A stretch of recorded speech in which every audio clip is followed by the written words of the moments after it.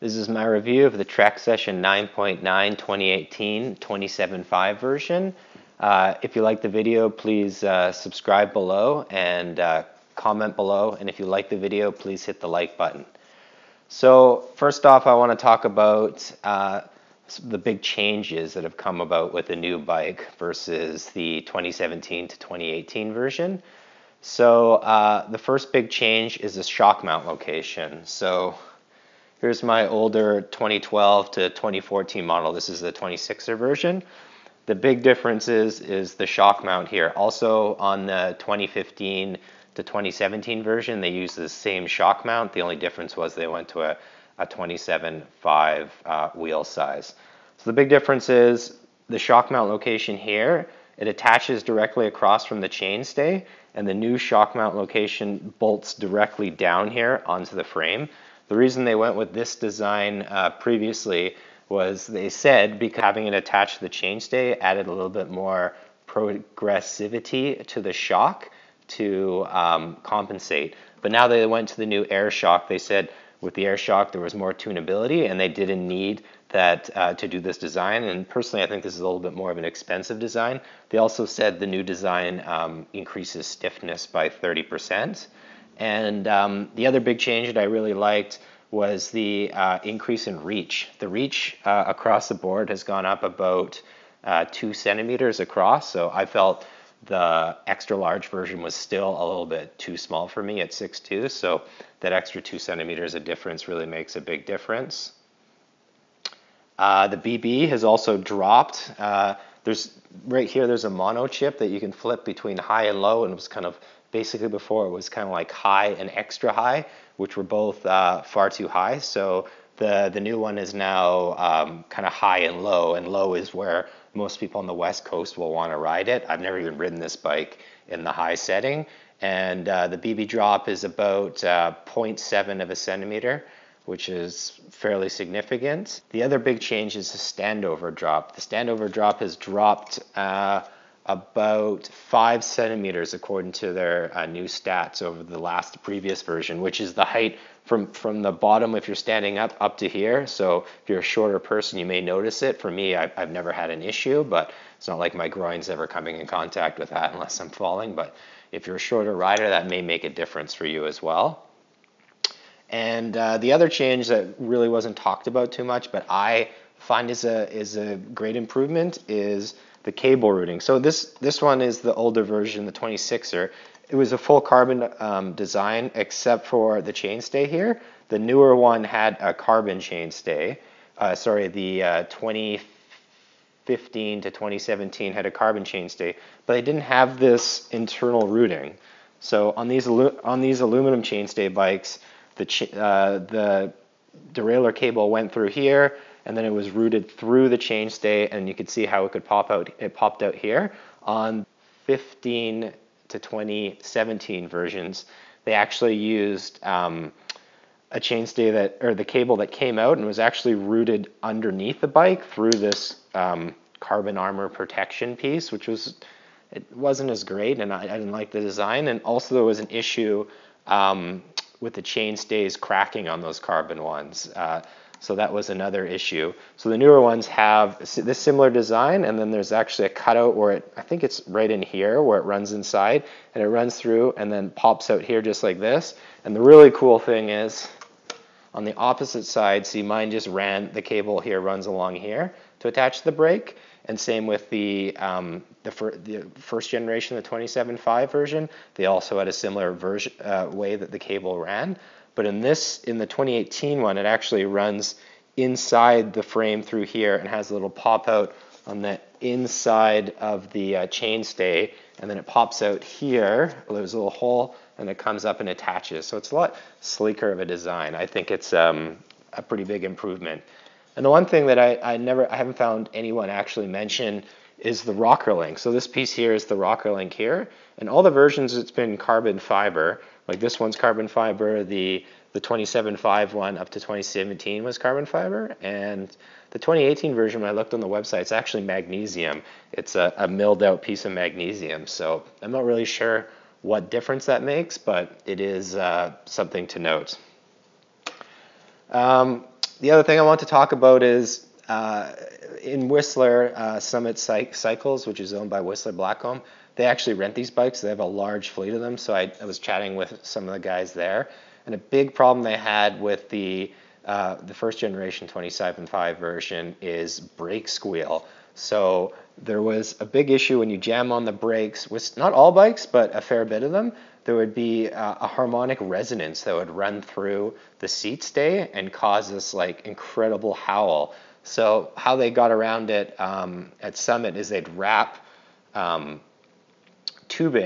tubing around like a huge chunk of it around here and duct tape it on essentially. It didn't look very great, but apparently that stopped the harmonic resonance and quieted down the bike. And the other issue they were having too is what I was saying before is they had some of them had the chain stays crack on them and had to be replaced, but they said that was a fairly minor issue, not too big of a deal. Anyway, that's all I want to talk about with this bike here. Okay, next let's talk about the spec and price of this bike as we take a ride down A-Line here. A big thing to note is the 2018 version is actually $2,000 cheaper than the 2017 version with the exact same spec. I called Trek about this and I was like, what gives? Why was there such a big price drop? For a long time, the high-end Trek carbon frames have been built in the USA at their factory, and this is going to be the first year they've outsourcing all their carbon frames now out to China to get them built. So that's why they're able to drop the price from $10,000 to $8,000, and you get a $1,000 drop on the frame-only price from, I think it was $5,000 to $4,000 US. So that's a significant difference. We'll just have to see if the quality is as good or not. I guess only time will tell. As far as spec, what would you expect is a pretty high-end group set. What you get is a full Saint drivetrain with derailleur, shifter, cranks, and brakes, which are all excellent. The only upgrade I'd probably change is the Saint cranks are kind of heavy. They're on my bike initially, and I changed them out for the Race Base 6 cranks back in 2012, and I've had no issues with them. Other people may tell you other things, but it's got nice solid steel inserts, much better than the EXO cranks from SRAM that have aluminum inserts that tended to tear out. The brakes are great, ultra powerful, and you can't go wrong with the Saint derailleur.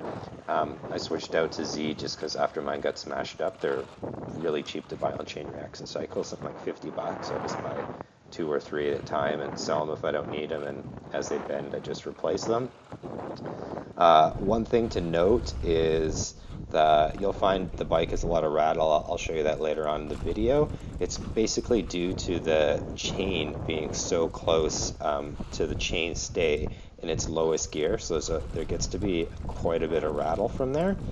What I found is I open up the clutch cover on the clutch and tighten up the clutch to till it's quite stiff. It has to be able to move, otherwise you get this weird, whenever you go off a jump, the chain feels like it's coming off if it's too tight, so you got to find that right level and put a little lithium grease in there to keep it sliding. And the other thing I did is shorten the chain to the maximum possible, just so it barely gets up into the easiest gear on the easiest cog, because most of the time you're going to be in the lower cogs anyway, so you don't really need those higher cogs. In my newer bike, I'm just going down to a 7-speed and foregoing even the higher cogs because they're just unnecessary on a downhill bike. Other than that, the spec is great on the bike. I've just changed the handlebars because on mine the Bontrager bars have this really weird back sweep, so I went with the Race Face 6 ones, and I also got the same stem to go along with it. The other thing I'd like to switch out is the tires. The Bontrager G4 tires are a great tire. It's a Minion clone. It's a DH casing, and I just found they were really heavy. When going through the bike park, it just gave it a really sluggish feel, and when you're trying to whip, you really noticed the extra mass of those tires. On my bike, I run a DHF front and DHR2 rear, just with EXO casings on mine, and I've been able to get away with it. I'm about 180 pounds, maybe 185, all geared up, and I run a tubeless. and I haven't really had much issues. I've slashed one tire once, and I think it was a defective tire because even after I patched it, I had more issues with it. I've also switched to carbon rims on my bike, which is a whole other story. The one thing I'd highly recommend is if you have carbon rims, get Procore or Cushcore or Huck Norris, some sort of defender in the rear end to protect the rim, because if you have a hard hit and you go all the way through and you hit that rim, it's just likely to crack. So I put in the Procore. You can find it for good deals. If you look online, you have to pay the crazy, ridiculous $200 price. I got a whole set for $50, and I saw one recently, $50 brand new from a seller on Pink Bike. So I would just put one in the back, don't worry about the front, and sell the other one or keep it for another bike. Next up, let's talk a little bit more about how the bike performed in different areas. So on a technical standpoint, running through really technical trails, I'd say it's a fairly good bike for this. If you look at the back end, it's got the active braking pivot, meaning that the chainstay and seat stay meet up at one point. If you look closely at other bikes, there's that common saying, it looks like a session. If you look at the actual pivot points in a lot of other bikes, like the Rocky Mountain Slayer, Maiden, and other bikes that have similar types of design, you'll see none of them have the actual pivot location directly where the chainstay meets the seat stay. Lots of them are a couple centimeters back of the chainstay, which leads to some issues with braking. So with this design, when you're braking, your suspension is still able to be active. On other designs, you get a bit of something called brake jack, where if you're locked onto your brakes and you're going over some chatter or bumps, your suspension won't be able to be active because your wheel's not able to move. So that's a great thing with that design. The one thing that I noticed, what I was saying before, is with the chain slap. I was riding my friend's Norco Arum, and it has a narrower back end, and for whatever reason the chain is significantly further away from the chainstay in the lowest cog compared to mine. Mine's no more than a centimeter, if that. On his bike it was well over an inch, if not more, and his bike was significantly quieter than my bike. So one thing you can do is put some Velcro around there and any sorts of other like plumber's tape that has that soft stuff on it to absorb some of that chain slap. On my old bike, I went all the way through the carbon armor, foam and plastic, and was slapping directly onto the frame before I noticed, and put some Velcro over top to protect that and quiet down the bike again. The other thing you do notice is a little bit of pedal kickback over really technical stuff. The only reason I noticed that is I was also demoing the Commencal Supreme, and that bike has a high idler pulley. I'll be putting out a review on that bike shortly as well. It has a high idler pulley and different suspension design. For whatever reason, that bike was far superior and smoother over technical bumps, but its downside was it wasn't able to pop off jumps well. I really didn't like that.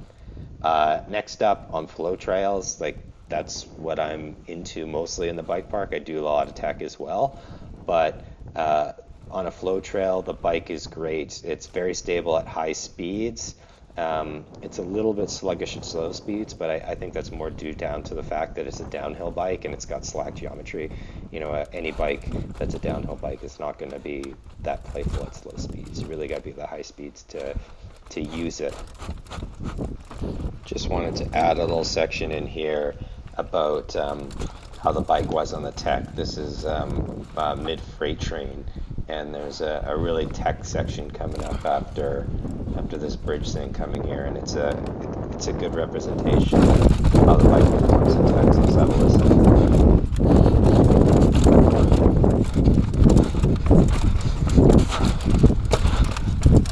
As you can hear, there's a fair bit of rattle coming from the back end.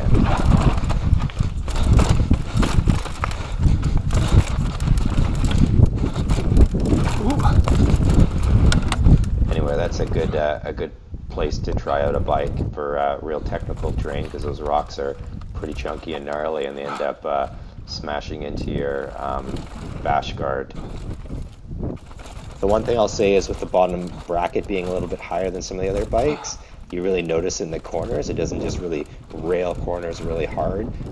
Like the Demo 8 I was riding the next day, it was even a base spec one, and that thing just railed through corners. I didn't like anything else about the bike, but man, was it great in corners. Next up, let's talk about jumping. So again, I do a lot of jump trails, A-Line, Dirt Merchant, and Freight Train, and that's where this bike really shines. A lot of people who ride enduro bikes don't like downhill bikes because they just don't feel poppy up jumps, and even my friend who doesn't like downhill bikes at all, he's coming from a Nomad, he thought it was an amazing bike. Just, it was really poppy up jumps. It just feels great. I wasn't sure when they made the switch to the air shock if I was going to like that on this bike, because I've had some issues with air shocks in the past, but I found this bike to be excellent. No issues with the air shock at all. It felt just as supple and plush. It's partly due because it's a metric shock, so it's got bearings in the mount, so part of the issue with air shocks is they're not as supple off the initial stroke just because of the friction of the bushings, but all the new metric shocks have bearings now inside, which gives the shock is way more free to play through that initial bit of sensitivity. And the advantage of the air shock is, depending on rider weight, you don't have to change spring rate, so anyone can ride it. And with a coil spring, you can't adjust progressivity. If that's how it is how it is, unless you can get a custom link made for the bike, which is completely unrealistic. So you can just add volume spaces in there to completely tune the progressivity of the shock. The one thing I'll say, if you're above 200 pounds and you're an aggressive rider, I think this bike won't be for you, because I was riding, I think, with 4 or 5, which is the max resisting spans, and I was getting pretty close to the 250 psi max. And again, I'm 180 pounds, so if you're over 200 pounds and you ride hard, I think you're going to be bottoming out this bike and you're just not going to be able to tune it right. Overall, I'd say as a pure race bike, obviously it's won a lot of races, but I'd prefer to be on the Commencal Supreme if I want to be hugging the ground and really ripping through a bunch of technical trails. That would be the bike for me. This is a race-winning bike, so obviously, you know, you can still crush races on it, and I plan to do some of the races through Whistler, downhill races on this bike, on the 2029er version that I have on order. So I think it's great for that. But if you compare it to overall jump performance, flow, how it handles in corners, I just haven't found a bike that beats it in all these categories. So again, if you change out the cranks and go to a lighter casing or even have some carbon wheels, you're going to get this bike down to, you know, 32 pounds. It's going to be an enduro weight bike, but a full downhill bike. So I haven't found a bike that can come close to its full capabilities and its lightweight, which some people say weight doesn't matter, but when you're up in the air and you're trying to toss some whips, it makes a huge difference to have a light bike. You do get kind of tossed around if you're going through a berm that's all beat up, like on A-Line, and you're on a lighter bike. You just kind of get thrown around. But the advantages of the light bike, I think, far outweigh the disadvantages as long as you keep it reliable. Anyway, that's my review of the Trek Session 9.9. Again, the only thing that really bothers me is all that rattle that comes from the back end. You can adjust it. You can do some things to mitigate it, but it's always going to be there. So if you're looking for a super quiet bike, the Commencal Supreme or something like the Demo 8 carbon fiber would definitely be a better bike for you if you value silence overall. But if you're looking for a bike that's well-rounded in all categories, I think that's the bike for you. And if any testament to it's being a top bike, I was the first person of my friends to have a Trek Session 9.9, and now 4 of my friends have bought them after trying it out, and we all love it. And if putting your money where your mouth is, I guess, is the best way of showing what the best bike is. So thanks for watching, and if you like this video, subscribe below. There'll be any more videos to come, and comment if there's any future bikes that you want to see reviewed. I'll be doing a lot of reviews throughout this summer, and make sure to hit that like button.